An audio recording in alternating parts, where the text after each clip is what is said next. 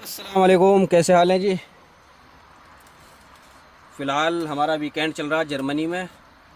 और जर्मनी में भी ऐसी पार्किंग में जिसमें काम चल रहा है। ये इस तरफ ये पार्किंग है, इसमें काम चल रहा है और ये पार्किंग बिल्कुल खाली पड़ी हुई है। फ़िलहाल मैं बना रहा हूँ कढ़ी। मेरी गाड़ी जो है ना खाली नहीं हुई थी इस फ्राइडे के दिन, तो इस वजह से मुझे इधर ही खड़ा होना पड़ गया था। मेरे आसपास में पेट्रोल पंप वाली पार्किंग थी नहीं। और मेरे पास एक बंदा भेजा है कंपनी ने ट्रेनिंग के लिए, जो कि हंगरी से हमारी कंपनी में आए हैं। अब ये महीना 20 दिन के लिए कंपनी ट्रेनिंग पर रखेगी, उसके बाद ही गाड़ी दे देगी। तो कहीं का सवाल था, पहली बात तो ये है जो बंदे यूरोप में हैं उनके पास लाइसेंस है या लाइसेंस भी नहीं है, बाकी सारे डॉक्यूमेंट्स हैं, तो वो लिथुआनिया आ सकते हैं, कोई दिक्कत नहीं है। क्योंकि काफ़ी बंदे हमारी कंपनी में आ चुके हैं। लिथुआनिया की कंपनी इस वजह से ले रही है क्योंकि लिथुआनिया का काम है बंद। यूरोप से बंदे हायर कर रही हैं। अगर आईडीपी वाला भी है ना तो वो भी जा सकता है, ट्राई देगा। ट्राई देने के बाद कंपनी फिंगर के लिए डेट उठाएगी और एमबीसी में फ़ाइल जमा करवा देगी आपकी। 15-20 दिन में टीआरसी आ जाएगी। इनका 23 दिन में हो गया सारा काम, 23 डेज़ लगे थे बस सिर्फ फिंगर होने के बाद। बाकी कई बंदों का मैसेज आया था मेरे पास कि हमारे पास क्रोएशिया का लाइसेंस है तो उधर चेंज हो जाएगा। भाई हो जाएगा, कोई दिक्कत नहीं है। अगर हंगरी का क्रोएशिया का लाइसेंस है तो चेंज हो जाएगा। तीसरा सवाल था, बहुत से पूछ रहे थे कि भाई हमारे पास लाइसेंस है इंडिया का, जैसे हम यूरोप आते हैं इंडिया के लाइसेंस पे या सऊदी के या दुबई के, तो क्या यूरोप में चेंज हो जाएगा? तो यहाँ लाइसेंस चेंज हो जाता है। Hungary, Malta, Poland, Latvia, Bulgaria, Romania, Slovakia, Croatia, इनमें लाइसेंस हो जाता है चेंज बंदे का, कोई दिक्कत नहीं है। 5-6 महीने वो काम करेगा या काम पर चढ़ने से पहले ही बंदे चेंज करा लेते हैं। और लिथुआनिया का थोड़ा अलग है। लिथुआनिया का हिसाब ये है, अगर आप लाइसेंस चेंज कराओगे उसके लिए हमें थ्योरी प्रैक्टिकल देना पड़ेगा, यानी ट्राई देनी पड़ेगी और एक टेस्ट पास करना पड़ेगा। तो इसीलिए बंदे क्या काम करते हैं। और हाँ, लाइसेंस चेंज का मतलब क्या होता है, गवर्नमेंट यहाँ लाइसेंस पे एक कोड लगा के दे देती है, आर्टिकल 70 का। किसी भी कंट्री में लाइसेंस चेंज कराओ, सऊदी का, दुबई का, इंडिया का, पाकिस्तान का, जब वो चेंज हो जाएगा तो उस पर एक कोड होगा कि भी ये आर्टिकल 70 कोड लगा हुआ है, इसका मतलब ये है लाइसेंस चेंज हुआ हुआ है। बस सिर्फ इतना लाइसेंस है, बाकी लाइसेंस ओरिजिनल होगा, यूरोपियन यूनियन का होगा, सब जगह चलेगा। लिथुआनिया में ऐसा नहीं है। लिथुआनिया में अगर तुम चेंज कराओगे तुम्हें थ्योरी प्रैक्टिकल करना पड़ेगा, यानी ट्राई देनी पड़ेगी, कंप्यूटर करना पड़ेगा। और फिर बंदे ये सोचते हैं जब हमें आर्टिकल 70 लगवाना तो फिर हम शुरू से ही निकालेंगे।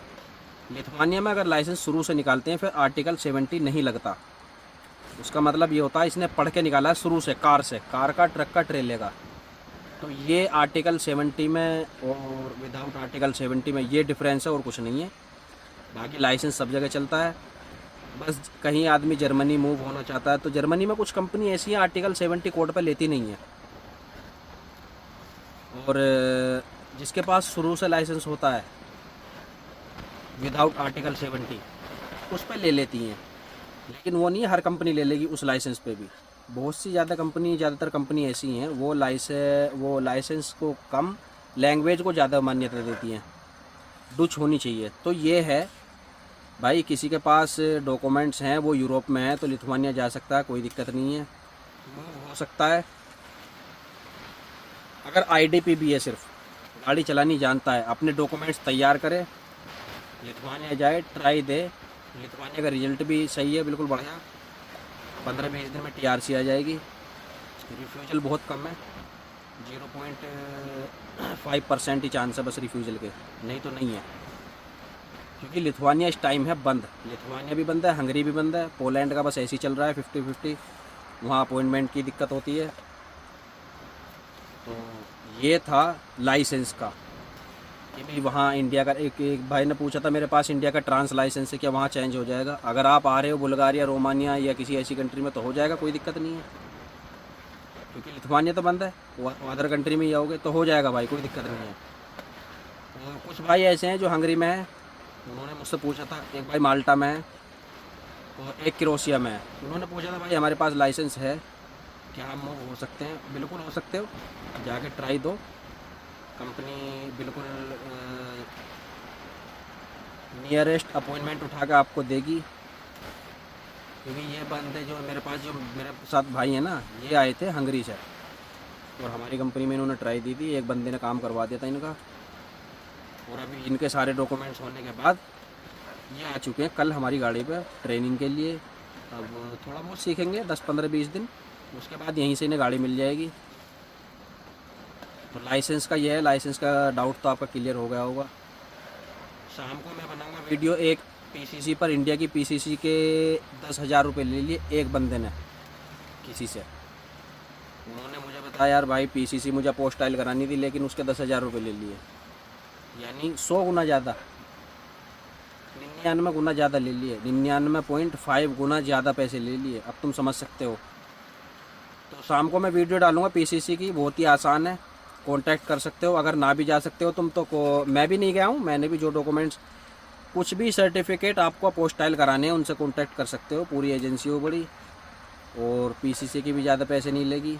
एक्सपीरियंस सर्टिफिकेट भी, एजुकेशन सर्टिफिकेट हुआ, मैरिज सर्टिफिकेट हुआ, जो भी ज़रूरत के कागजात हैं जो यूरोप आने के लिए जो आपको मांगते हैं कि भी हमें ये डॉक्यूमेंट्स अपोस्टाइल चाहिए इंडिया से।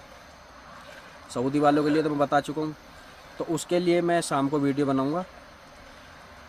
कहीं से भी बंदा डिलीवर कर सकता अपना डॉक्यूमेंट्स बाय कोरियर, वो काम करा के आपके एड्रेस पर सेंड कर देंगे। और पैसे भी कंपनी के ही अकाउंट में डालने पड़ते हैं। कंपनी का ये है, जो बंदे काम करते हैं ना उनका कोई लेन देन नहीं है, वो सिर्फ बार कोड भेज देंगे, ओरिजिनल कंपनी का होगा, उनको स्क्रीनशॉट सेंड कर दो बस। शाम को डालता हूँ मैं इसकी वीडियो, तब तक के लिए अल्लाह हाफिज़। कढ़ी हमारी तैयार हो चुकी है, अभी इसमें छोंक लगेगा, पकोड़े डलेंगे, क्योंकि भाई अभी बाहर हैं, नमाज़ पढ़ रहे हैं।